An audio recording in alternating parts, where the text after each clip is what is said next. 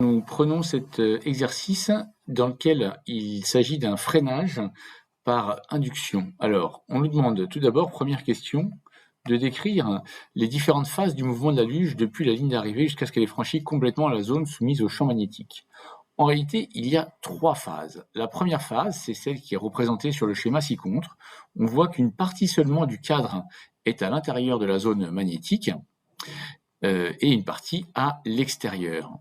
Puisque le cadre est en train de rentrer dans cette zone, le flux du champ magnétique à travers cette portion de luge, eh bien ce flux va augmenter.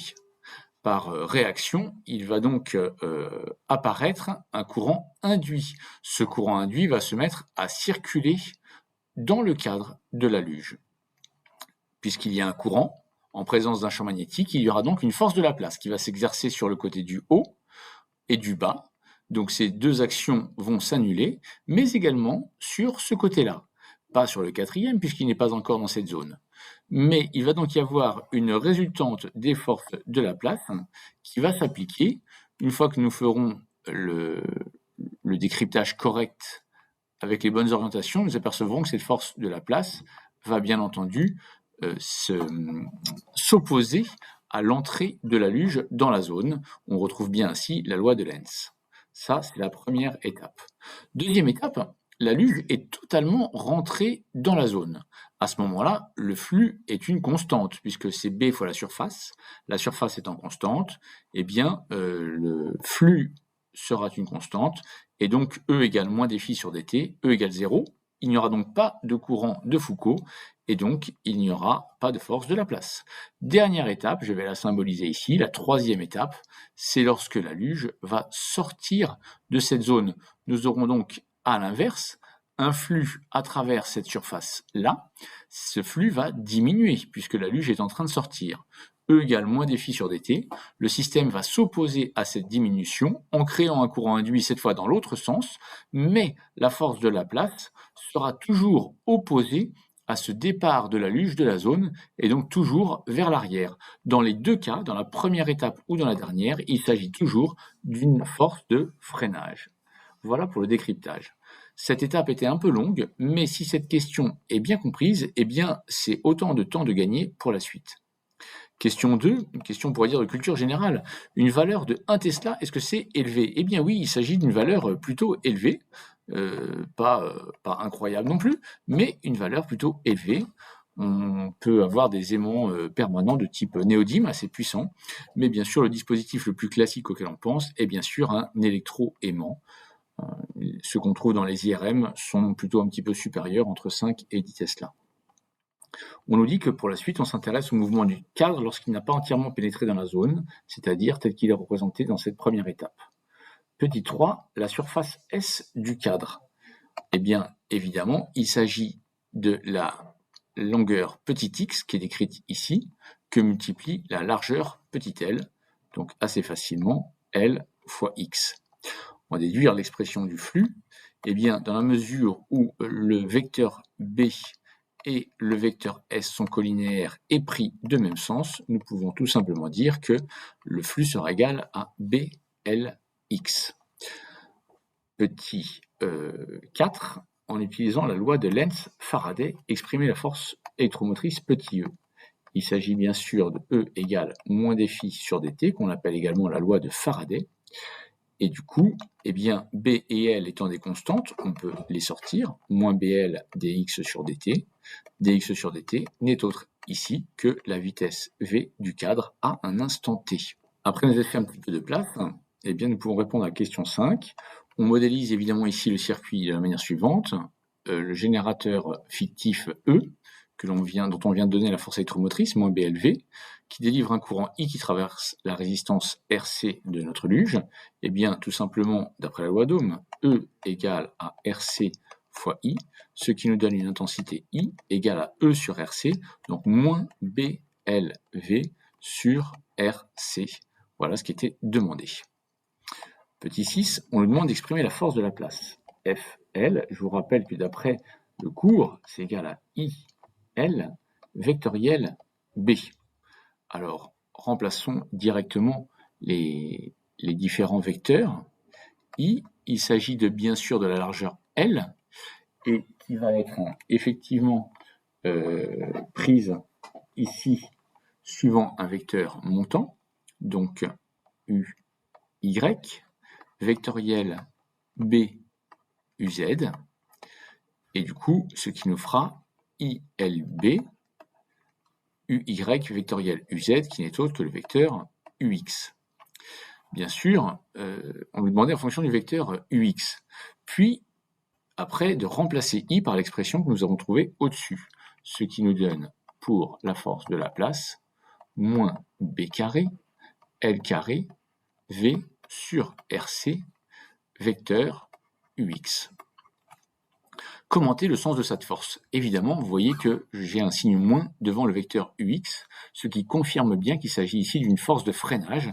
C'est cohérent avec la loi de Lenz, qui nous dit que le système va réagir en s'opposant à la variation du flux, d'où le signe moins.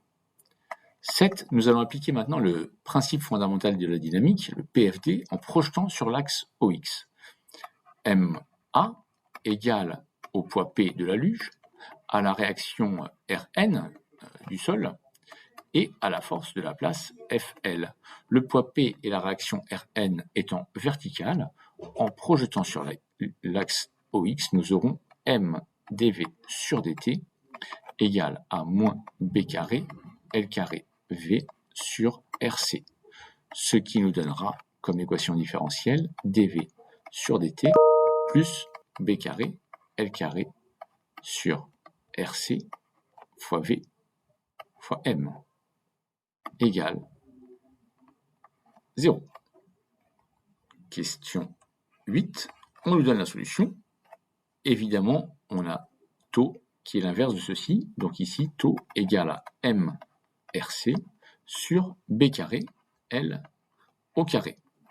Faire l'application numérique en remplaçant par toutes les valeurs qui nous sont proposées, eh bien on trouve un temps taux égal à 0,4 secondes.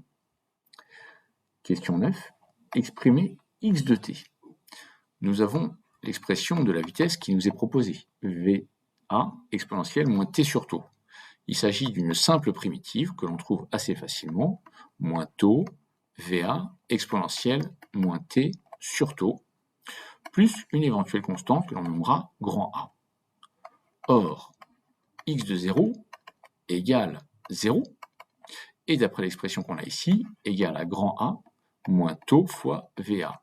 Bref, on en déduit que A égale à la constante taux VA, ce qui nous permet d'écrire que x de t égale à taux VA 1 moins exponentielle moins t sur taux. 10. Pour la durée de t, on va tout simplement résoudre x de grand T égale à grand L égale à taux VA 1 moins exponentielle moins grand T sur taux. En isolant tout simplement l'exponentielle de moins grand T sur taux et en prenant le logarithme népérien, nous allons trouver tout simplement moins taux ln de 1 moins L sur taux VA. Question 11, on veut V de t. Eh bien, il suffit tout simplement de remplacer grand T dans l'expression que nous avions VA exponentielle moins T sur taux, et ce qui va nous donner finalement une chose assez simple, ça va nous donner VA moins L sur taux. Et du coup, en faisant l'application numérique, on va trouver que cet écart de vitesse va être égal directement à L sur taux, soit en faisant l'application numérique à 2,5 mètres par seconde. Question 12. Une fois que la luge est totalement rentrée dans le champ magnétique, eh bien sa vitesse, c'est la vitesse à grand T. Ça va faire 30 moins 2,5, soit 27,5 mètres par seconde. Une fois qu'elle est totalement rentrée dans cette zone, elle ne décélérera plus puisque le flux sera constant. Il n'y a pas besoin que cette zone soit plus grande que ça. Donc la longueur idéale est tout simplement 1 mètre. Question 13. Ensuite, après cette longueur idéale, nous trouvons une zone blanche. On peut l'appeler comme ça. Qu'est-ce qui se passe quand le cadre rentre dans cette zone blanche? Il va y avoir de nouveau un freinage. Si bien que, à l'issue d'une zone qui fait 2 mètres, et qui correspond finalement à une zone de champ magnétique, une zone grise, suivie d'une zone blanche qui font toutes les deux 1 mètre, soit une longueur totale de 2 mètres, la vitesse sera de 30 moins 5, 25 mètres par seconde. La question 14 nous demande combien de zones faut-il pour que la vitesse tombe à 5 mètres par seconde? Vous voyez bien qu'il faudra 5 zones consécutives de 2 mètres, soit une longueur totale de 10 mètres. À l'issue de ces 10 mètres, la luge aura donc une vitesse de 5 mètres par seconde. Le lugeur pourra tranquillement freiner avec les pieds.